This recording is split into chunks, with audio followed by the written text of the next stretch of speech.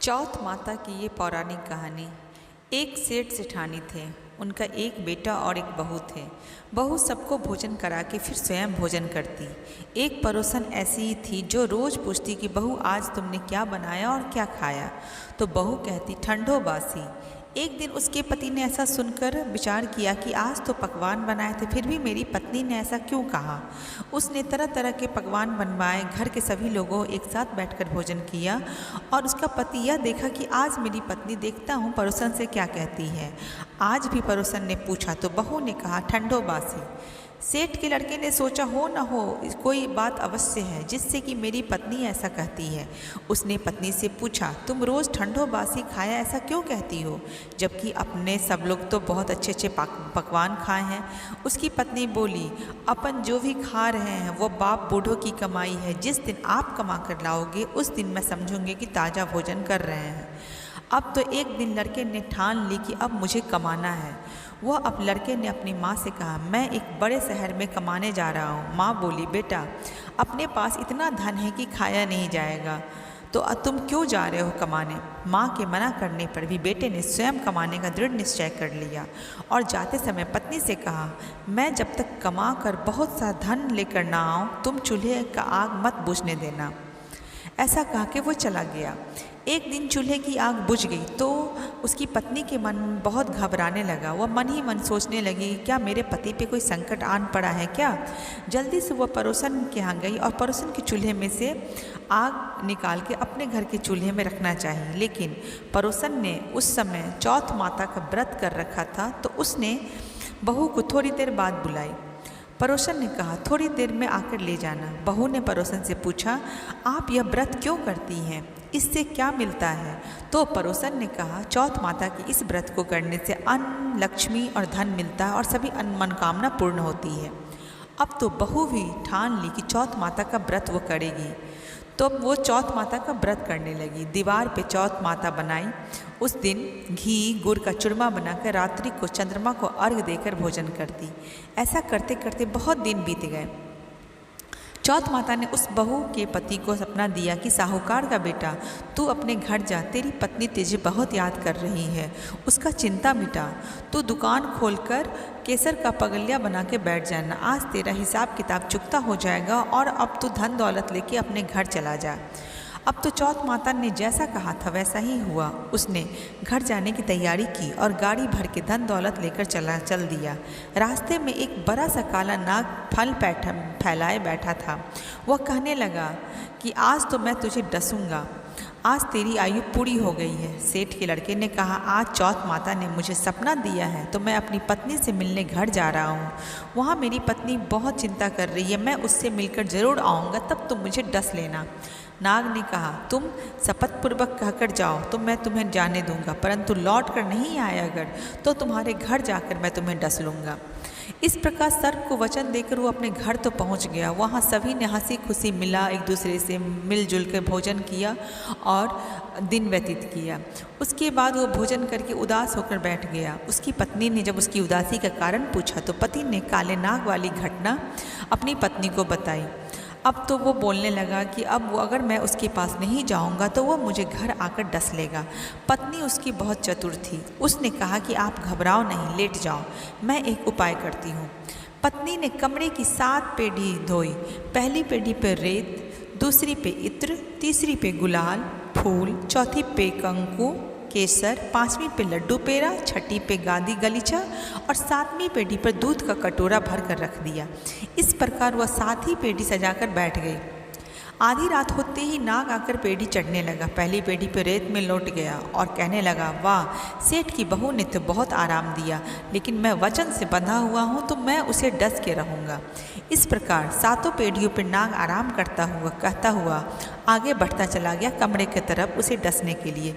तब चौथ माता ने विचार किया कि मैं इसे बचा के रहूँगी, नहीं तो संसार में धर्म कर्म और व्रत का पूजन का कोई मायने नहीं रहेगा। अब तो गणेश जी चंद्रमा जी चौथ माता ने उसे बचाने का विचार किया। चंद्रमा जी ने उजाला किया, चौथ माता ढाल बनी और गणेश जी ने तलवार लेकर नाग को मार दिया और ढाल से डंक दिया।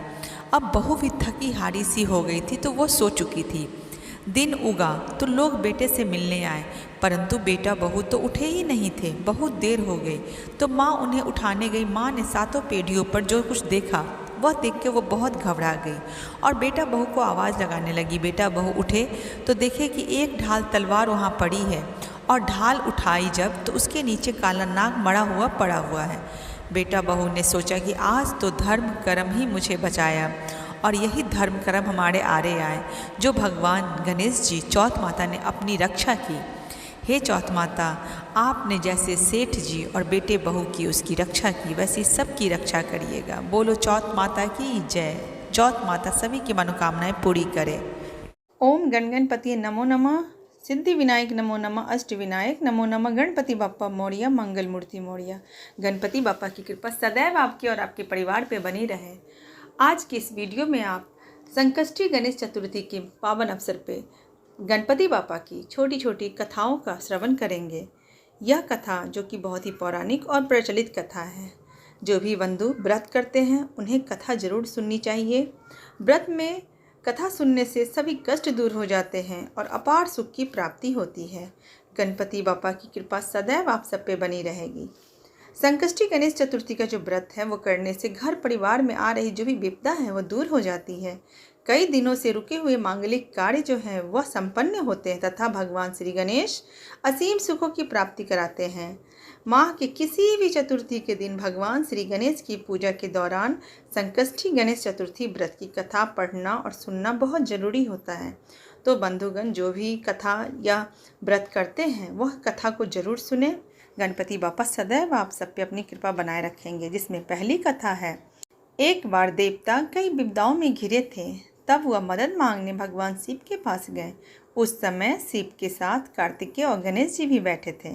देवताओं की बात सुनकर शिव जी ने कार्तिकेय व गणेश जी से पूछा कि तुम में से कौन देवताओं के कष्ट का निवारण कर सकता है।